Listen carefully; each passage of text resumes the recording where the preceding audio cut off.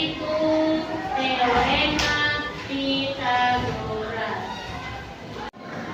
Tujuan mempelajari teorema Pythagoras salah satunya adalah ketika main layangan. Nah, layangannya nyangkut di kabel. Jadi tiang listrik. Mainnya di sini, nyangkut di tiang listrik sana. Nah, berapa jaraknya? Ya, nggak perlu talinya yang diukur, tapi kamu mengukur jarak, ukur tiang listrik pakai teorema Pythagoras. Akan terbentuk terlihat jarak dari kalian main sampai ke ujung tiang.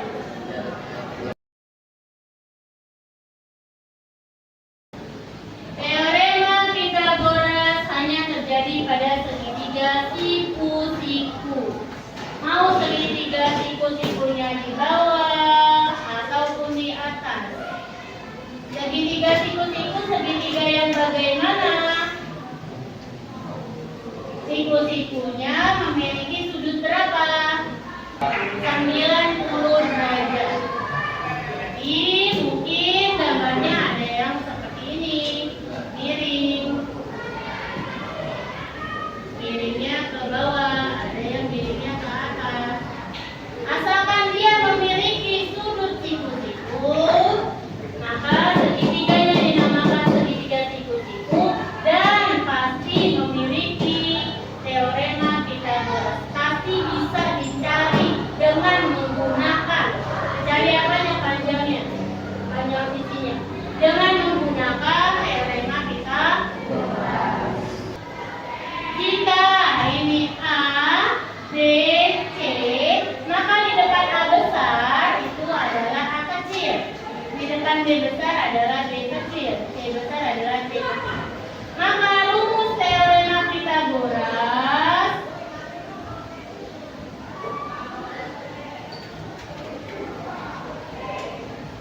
sisi terpanjang, sisi miring.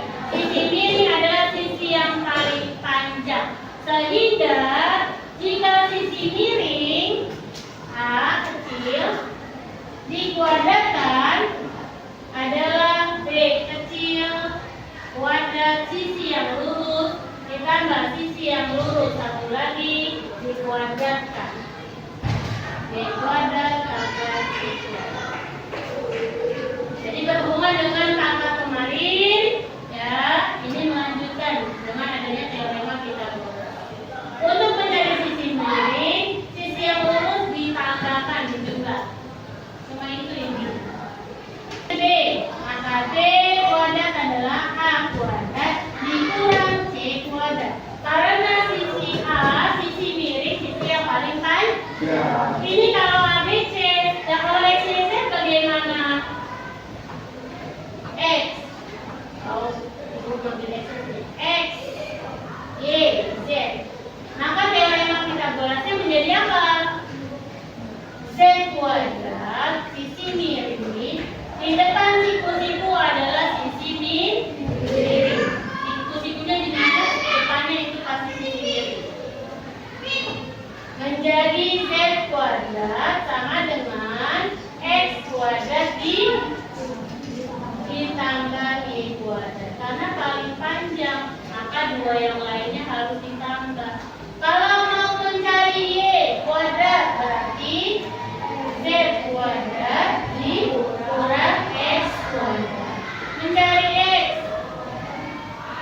Z kuadrat dikurang Y. Itu pasti. Contoh.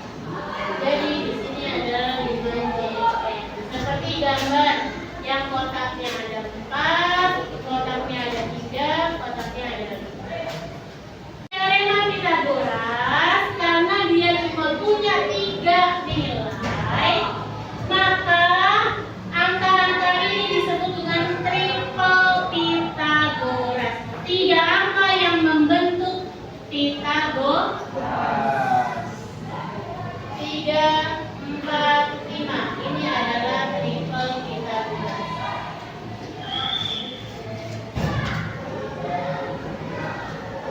Kenapa 3, 4, 5 triple Pitagoras? Cari, buktikan, bukti. Mulai dari terbesar 5 pangkat 2 itu adalah 4 pangkat 2 tambah 3 pangkat 2. 25 itu adalah 16 tambah 9. 25 adalah 25. Terbukti. Selain 3, 4, 5 ada angka-angka berikutnya yang membentuk triple Pitagoras. Oke, ada yang ingin ditanyakan?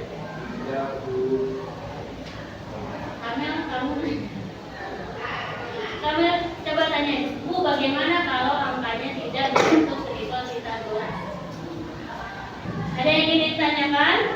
Silakan, kami lihat. Oke, bagaimana kalau angkanya tidak membentuk triple Pitagoras?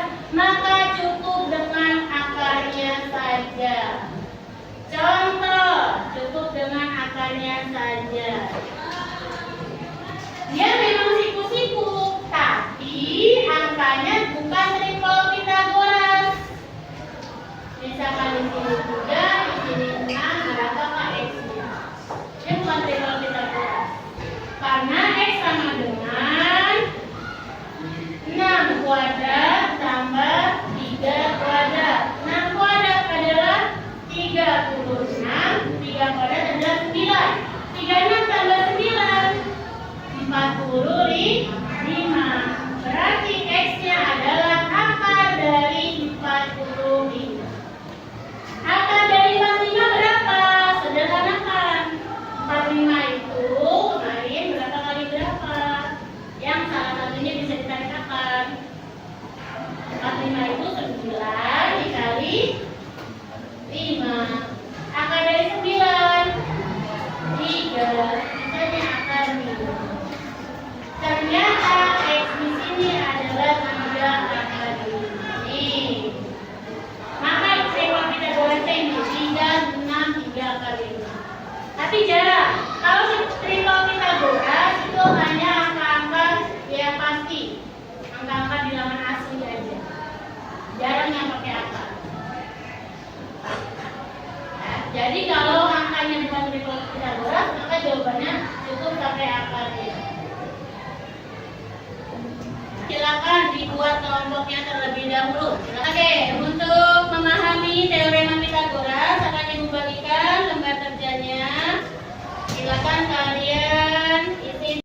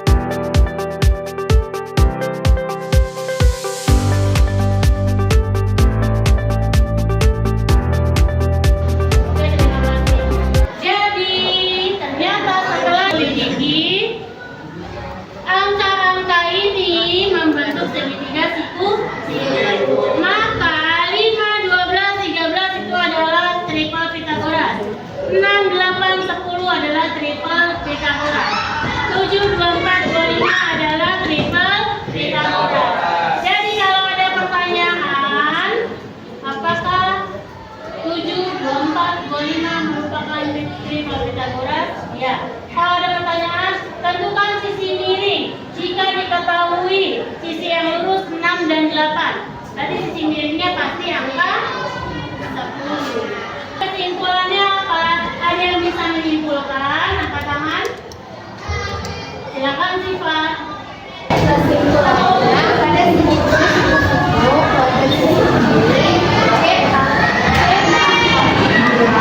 selalu sama dengan jumlah kuadrat dua sisi lainnya. A apabila ditambah B tambah 2. Ini adalah dasar dari teorema Pythagoras. Oke, good. Jadi kesimpulannya adalah sisi miring C kuadrat itu selalu menjadi sisi paling panjang. Sehingga sisi miring kuadrat adalah jumlah dari dua sisi lurus lainnya. Kalau sisi miringnya A berarti A kuadrat. Kalau sisi miringnya C berarti C kuadrat. Tugas yang Ibu sampaikan silakan diselesaikan dengan baik. Kita ini membaca lafaz hamdalah.